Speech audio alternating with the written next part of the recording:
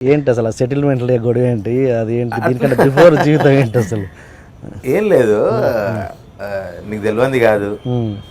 పైదాయిష్ హైదరాబాద్ అల్వాలు. ఇక కాలేజ్ హైదరాబాద్లో చేసి ఉస్మానియా యూనివర్సిటీ కింద అంటే ఎట్లుంటుంది, ఎలక్షన్లు, పాలిటిక్స్, ఆ చిన్న చిన్న బస్తీ గడవాళ్ళు, ఇవన్నీ కామనే. కొత్తగా నేనేం గౌతమ్ బుద్ధునో లేకపోతే ఇంకోటో గాంధీ మహాత్మునో కాదు. నార్మల్ అందరి లెక్కనే పెరిగినోడిని, అందరి లెక్కనే పైకి వచ్చినోడిని. ఇక చిన్న చిన్నవి అనేవి ఉంటాయి కదా, ఒక గరం ఉంటుంది, ఒక స్వీట్నెస్ ఉంటుంది. ఇక రెండింటిని ఎంజాయ్ చేసిన.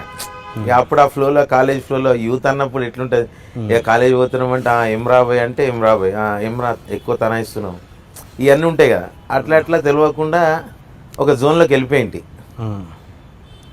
అది I don't say I have regrets, no. నేను ఎప్పుడు ఎవరిని బాధ పెట్టలే. ఇక అయినా గడబడి చేసినా ఏం చేసినా ఒక మీనింగ్ఫుల్లే ఉండే, మంచిగానే ఉండే.